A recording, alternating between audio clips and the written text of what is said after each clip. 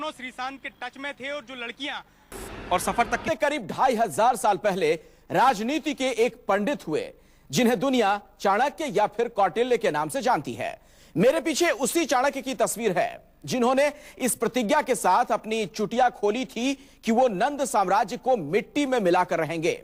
चाणक्य ने अपने लक्ष्य को साधने के लिए चंद्रगुप्त मौर्य को अपना शिष्य बनाया और फिर उन्होंने राजनीति की एक एक सधी चाल से मगध जैसे शक्तिशाली साम्राज्य को ध्वस्त कर दिया।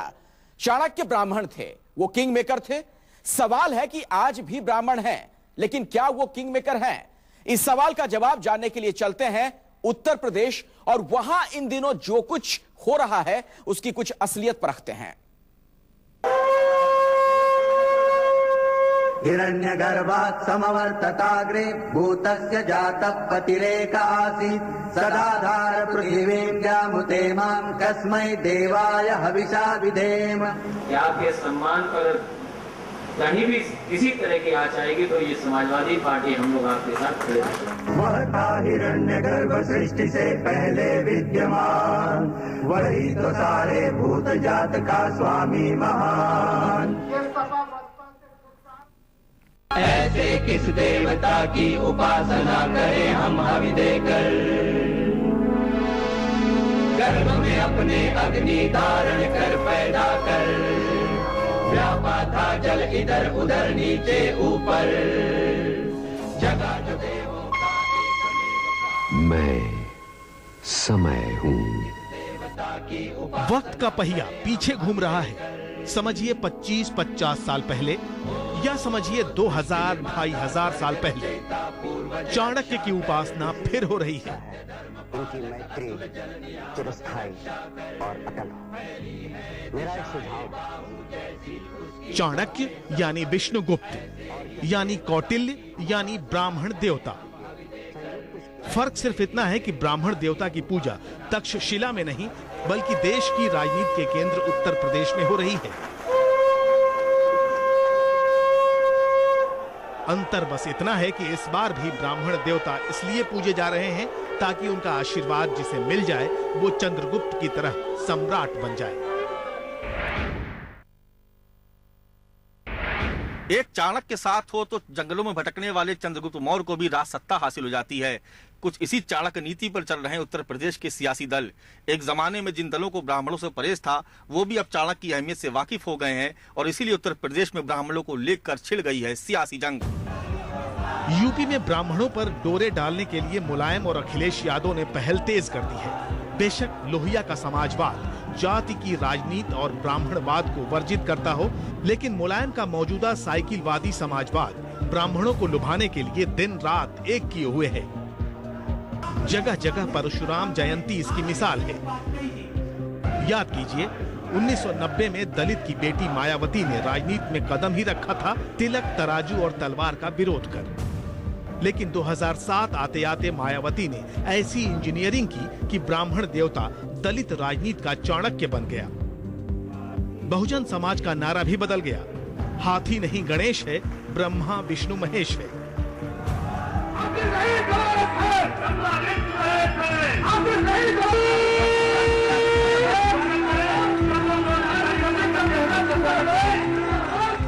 लेकिन 2012 आते आते मायावती का दलित ब्राह्मण कॉम्बिनेशन बिखरा तो यूपी में सत्ता की चाबी भी हाथ से छिन गई।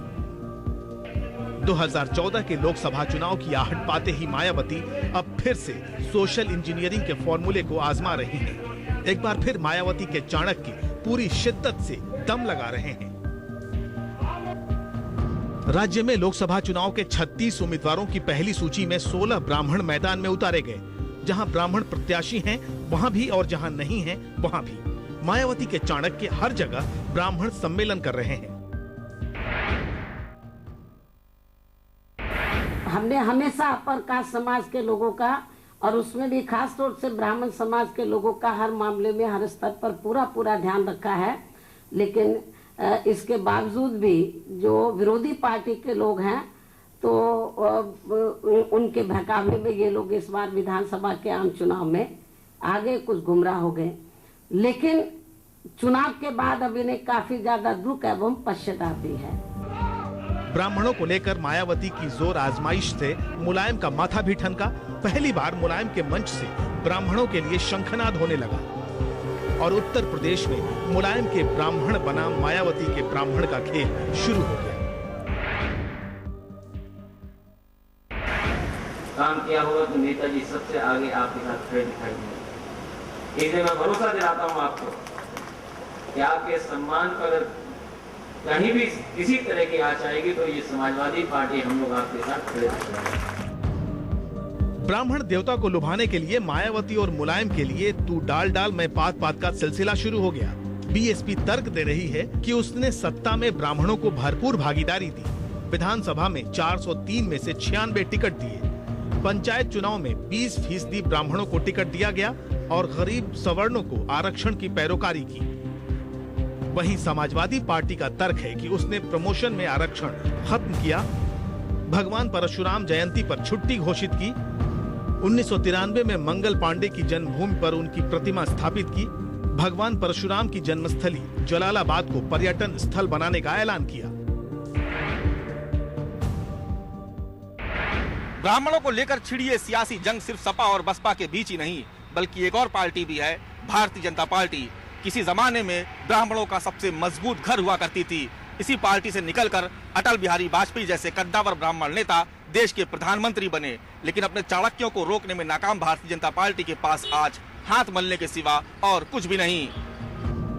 1990 के दौर में बीजेपी के विरोधी कहते थे कि ये ब्राह्मणों और बनियों की पार्टी है, लेकिन आज की तारीख में बीजेपी के पास न ब्राह्मण है न कोई दूसरा वोट बैंक। अफसोस तो ये है कि तिलक तराजू और तलवार, इनके मारो जूते चार का नारा देने वाली party Bahujan Samaj party. Samajwadi party से भी ये प्रश्न है कि आखिर क्या जातिवाद, समाजवाद में जातिवाद का स्थान कहां से आ गया। मेरा केवल इतना कहना है कि अगर इतना ही प्रेम है तो दोनों दलों के अध्यक्ष और नेता सदन ब्राह्मण नहीं है। क्यों नहीं किसी एक पद पर ये ब्राह्मण को स्थापित करना चाहते हैं। ये ब्राह्मण तेरा है और वो ब्राह्मण मेरा है।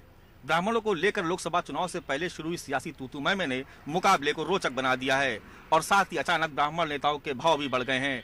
लेकिन आम ब्राह्मण मतदाता हैरत में है कि कैसे उसके ही नेताओं ने उसके नाम पर अलग अलग दुकानें सजा ली हैं और साथ ही पशुपेश में भी कि वो जाए तो जाए कहां। कैमरा पर्सन संजीव गोसाई, विपिन चौबे के साथ माना श्रीवास्तव, लखनऊ, न्यूज़ 24। यूपी के ब्राह्मण देवता कोई तिलिस्म नहीं है, बल्कि ये तो आंकड़ों का खेल है, या कहें ये सिर्फ वोट का गणित है। ब्राह्मण देवता के वोट के गणित को जिसने सुलझा लिया वो यूपी का राजा बन जाएगा, और जो यूपी का राजा बन जाएगा वो दिल्ली का किंगमेकर कहलाएगा। आखिर कहते भी है ना कि दिल्ली का रास्ता यूपी से होकर गुजरता है।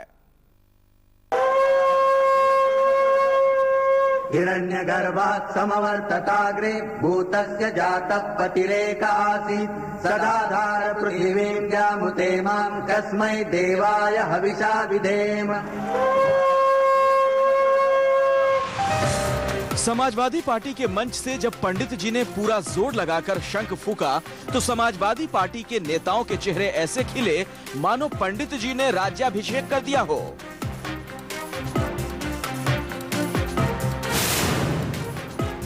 चाणक्य ने कभी शस्त्र नहीं उठाया, लेकिन अपने शास्त्र के दम पर उसने चंद्रगुप्त मौर्य के तौर पर एक ऐसा राजा खड़ा किया जिसने वर्षों तक राज किया।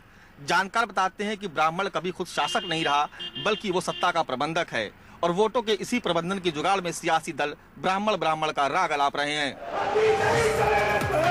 यही हाल मायावती के मंचों का भी है, जहां अक्सर ब्राह्मण देवता शंखनाद करते नजर आते हैं। हर मंच पर नजर आ रहे पंडित जी को राजनेता अपनी सत्ता की चाबी के तौर पर देख रहे हैं।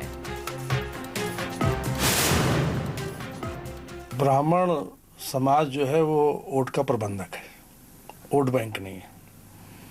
वही सारे राजनीतिक दल ब्राह्मणों के पीछे इसलिए चल रहे हैं, ब्राह्मण सम्मेलन इसलिए कर रहे हैं कि उनको लगता है कि अगर ब्राह्मण हमारे साथ आएगा तो बाकी और समाज की अन्य बिरादरी भी उनके साथ जाएंगी। ब्राह्मण समाज अपने ज्ञान, अपनी निष्ठा, अपनी श्रद्धा भारत राष्ट्र के प्रति रखता है और राष्ट्र की ज्वलंत समस्याओं के समाधान के प्रति जो राजनीतिक दल अपना दायित्व कर्तव्य अच्छे से निभा पाएंगे, ब्राह्मण उनके बारे में विचार करेगा। सवाल है कि यूपी में हर सियासी पार्टी के लिए ब्राह्मण देवता क्यों बन गए हैं? यूपी में ब्राह्मणों का 10 से 16% वोट बैंक है और 80 लोकसभा सीटों में से 25 सीटों पर ब्राह्मण वोट निर्णायक होता है। इसी वजह से मायावती ने लोकसभा चुनाव की अपनी पहली 36 उम्मीदवारों की सूची में 16 ब्राह्मणों को मैदान में उतार दिया। ब्राह्मणों को देवता बनाने का सियासी खेल बहुत साफ है। यूपी में दलितों का वोट बैंक 20% है, मुस्लिमों की आबादी करीब 18% है, यादवों का वोट बैंक करीब 8 से 10% के बीच है, ब्राह्मणों की आबादी 10 से 16% के बीच है और ओबीसी करीब 27.5% है। वैसे तो 10% ब्राह्मण्स कहे जाते हैं, लेकिन आजकल सुनने में 16% आ रहा है। नेता लोग 16% बना दिया है। तो उनको ये लगता था कि अगर 20-21% दलित के साथ अगर 10% वो जुड़ जाए तो 30% में बड़े आराम से सरकार बनाई जा सकती है। मायावती ने 2007 के विधानसभा चुनाव में 20% दलित वोट के साथ साथ ब्राह्मणों का 10 से 16% वोट हासिल कर लिया। इसके अलावा उन्हें 18% मुस्लिम वोट का भी बड़ा हिस्सा हासिल हुआ। लिहाजा 2002 में बीएसपी को जहां 23.06% वोट मिले, वहीं 2007 में वो बढ़कर 30.43% हो गया। सिर्फ 7.37% वोटों के स्विंग ने बीएसपी की सीटों की संख्या 98 से बढ़ाकर 206 कर दी, यानी 108 सीटों का इजाफा। यानी ब्राह्मण वोट बैंक ने 2007 में मायावती को यूपी का किंग बना दिया। 2012 में जब ब्राह्मण वोट मायावती से छिटका तो मुलायम की साइकिल लखनऊ पहुंच गई। मुझे लगता नहीं जिस तरीके से ये लोग अपने पब्लिसिटी करे हुए हैं और उम्मीद दिखा रहे हैं उस तरीके से नहीं जाने वाला है। ये जरूर है कि अपर कास्ट हिंदू का जो वोट है उसकी भी, और पर्टिकुलरली ब्राह्मण वोट की जो एटीट्यूड है वो उसी तरीके का होता है जैसे कि माइनॉरिटी वोट का होता है। उसमें सेंस ऑफ इनसिक्योरिटी होता है, तो उनमें भी इनसिक्योरिटी, इसीलिए वो पावर के पास जाता है। अब मुलायम चाहते हैं कि मायावती की सोशल इंजीनियरिंग को ब्राह्मण कार्ड चलकर ही कतरा जाए, ताकि 10% यादव वोटों और 18% मुस्लिम वोटों के साथ अगर ब्राह्मण वोट बैंक का साथ मिल जाए तो न सिर्फ यूपी बल्कि दिल्ली भी उनकी। लेकिन कहते हैं ना कि दूध का जला छाछ भी फूक फूक कर पीता है, लिहाजा मायावती और मुलायम के हाथों जले ब्राह्मण देवता चुनाव में क्या करेंगे, इसकी भविष्यवाणी बहुत मुश्किल है। भारतीय जनता पार्टी सबसे बड़ी ब्राह्मण विरोधी पार्टी थी। सारे ब्राह्मणों को उन्होंने अपने पार्टी से किनारे किया। उसके बाद बसपा ब्राह्मणों के सहयोग से सत्ता में आई। सत्ता में आने के बाद बाकी ब्राह्मणों को किनारे कर दिया। सिर्फ 2-4 ब्राह्मण चेहरे 5 साल ब्राह्मणों के नाम पे दिखे। अब समाजवादी पार्टी में जो ब्राह्मण हैं, जिनको कोई पद प्रतिष्ठा मिल गई है, वो ये सब कहते हैं कि ब्राह्मणों का सबसे ज्यादा सम्मान हमारी पार्टी में है। ये सारी बातें ब्राह्मण चुनाव के समय सोचेगा। दिलचस्प ये है कि समाजवादी पार्टी ने परशुराम जयंती मनाई। अखबार के विज्ञापनों और होर्डिंग्स में अखिलेश से लेकर शिवपाल और मुलायम के नाम के आगे जी लगाया गया, लेकिन सबसे कद्दावर समाजवादी नेता, विधानसभा अध्यक्ष और ब्राह्मणों के नेता माता प्रसाद पांडे के नाम के आगे कोई सम्मान सूचक शब्द नहीं था। मानस श्रीवास्तव, लखनऊ, न्यूज़ 24। और इस ब्राह्मण वोट बैंक ने आखिर कैसे सत्ता का समीकरण बनाया भी और बिगाड़ा भी, ये भी आपको दिखाएंगे एक छोटे से ब्रेक के बाद। है इस कड़ी में ब्राह्मण वोट बैंक भी पाला बदलने वाला साबित हुआ है और कहा जाता है कि आजादी के बाद ब्राह्मण वोट कांग्रेस की झोली में जाता था, लेकिन जैसे ही राजनीति में मंडल कमंडल का जोर शुरू हुआ, ब्राह्मण वोट कांग्रेस के हाथों से छिटककर कमंडल मंडल के हाथों में आ गया। कभी ब्राह्मण वोट बीजेपी के लिए सत्ता की चाबी साबित हुआ, तो कभी यह मायावती की सोशल इंजीनियरिंग के काम आया। उत्तर प्रदेश की सियासत में 1980 के मध्य तक ब्राह्मण देवता कांग्रेस के चंद्रगुप्त भी थे और चाणक्य भी, लेकिन अयोध्या आंदोलन शुरू होते ही ब्राह्मण देवता ने बीजेपी का रुख करना शुरू कर लिया। राजनीति के जानकार मानते हैं कि इस देश में मुसलमानों के बाद अगर कोई तबका सबसे ज्यादा सोच समझकर वोटिंग करता है तो वो ब्राह्मण है। ब्राह्मण जो सत्ता की नब्ज भी समझता है और ये जानता है कि किस दल की नीति में उसका सबसे ज्यादा हित छुपा हुआ है। 1991 में यूपी में बीजेपी को 31.45% वोट और 221 सीटें मिली। बेशक ये कमाल हिंदुत्ववादी इंजीनियरिंग के बूते हुआ, जिसमें ब्राह्मणों का पूरा वोट बीजेपी की झोली में गिरा।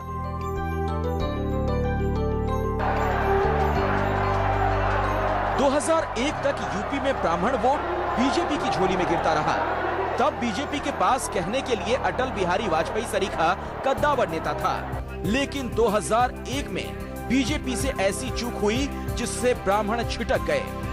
यूपी में बीजेपी और बीएसपी के गठजोड़ से चल रही सरकार में क्षत्रिय हिस्सेदारी चाहते थे, लेकिन रघुराज प्रताप सिंह उर्फ राजा भैया और गंगा भक्त सिंह जैसे कुछ कद्दावर क्षत्रिय नेताओं को मायावती ने मंत्रिमंडल में जगह देने से साफ मना कर दिया, तो बीजेपी में विद्रोह हो गया। ये वही वक्त था जब राजा भैया की अगुवाई में कुछ क्षत्रिय नेता मायावती की सरकार को गिराने के लिए लामबंद हो रहे थे। भारतीय जनता पार्टी पसोपेश में थी कि वो बीएसपी के सहयोग से चल रही अपनी सरकार बचाए या फिर अपना कुनबा। ठीक इसी वक्त भारतीय जनता पार्टी के नेताओं ने सरकार बचाने का फैसला लिया और क्षत्रिय नेताओं की तो जैसे शामत आ गई। मायावती ने एक एक कर तमाम क्षत्रिय नेताओं को ठिकाने लगाना शुरू कर दिया। राजा भैया और उनके पिता उदय प्रताप सिंह पर पोटा लगाया गया। राजा भैया और उनका परिवार सलाखों के पीछे पहुंच गया। इस दौर में बीजेपी सिर्फ तमाशाई बनी रही। इस मौके का फायदा उठाया समाजवादी पार्टी ने और पहली बार ठाकुर बनकर प्रकट हुए मुलायम के सबसे बड़े करीबी अमर सिंह।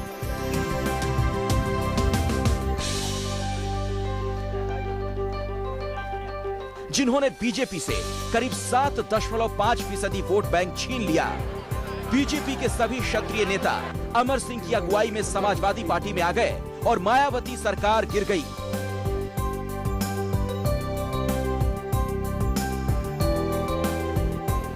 मुलायम सत्तासीन हुए तो न सिर्फ राजा भैया जेल से बाहर आए, बल्कि कई क्षत्रिय नेताओं को कैबिनेट में जगह के साथ साथ दूसरी लाल बत्ती भी हासिल हो गई। ऐसा है कि राजा भैया के ऊपर जब पोटा लगा तो प्रदेश की जनता का आशीर्वाद उनको मिला था और समाजवादी पार्टी का एक एक कार्यकर्ता सड़क पर पूरी ताकत से लड़ा था। यूपी में सत्ता के खेल में तमाशबीन बनी बीजेपी को एक और झटका मायावती ने दिया। मुलायम ने जहां क्षत्रियों को जोड़ने में कामयाबी पाई, तो मायावती ने चुपके पहली बार ब्राह्मणों को बीएसपी से जोड़ दिया। माया का ब्राह्मण चेहरा बनकर सामने आए सतीश चंद्र मिश्रा। इस दलित ब्राह्मण इंजीनियरिंग ने 2007 में कमाल दिखाया और मायावती अपने दम पर गठबंधन सरकारों को पीछे छोड़कर लखनऊ की गद्दी पर काबिज हो गईं। मायावती की ये मजबूरी थी उस टाइम की। जब मायावती को एहसास, शुरू में तो वो बोला करते थे कि तिलक तराजू और तलवार इनको मारो जूते चार। उसके बाद उनको सडनली लगा कि अकेले तो हम पावर में आ नहीं सकते और पावर में आने के लिए जरूरी है तो किसको जोड़ा जाए। उनको लगा कि अगर ये 30-21% दलित के साथ अगर 10% वो जुड़ जाए तो 30% में बड़े आराम से सरकार बनाई जा सकती है। यूपी में ब्राह्मणों के साथ बनते बिगड़ते समीकरण में सबसे ज्यादा नुकसान हुआ कांग्रेस और बीजेपी को, क्योंकि ब्राह्मण देवता कभी कांग्रेसी थे तो कभी बीजेपी के। मानस श्रीवास्तव, लखनऊ, न्यूज़ 24। तो हमारी इस खास पेशकश ब्राह्मण देवता में फिलहाल इतना ही। बाकी खबरों के लिए आप बने रहिए हमारे साथ और देखते रहिए न्यूज़ 24। प्यार,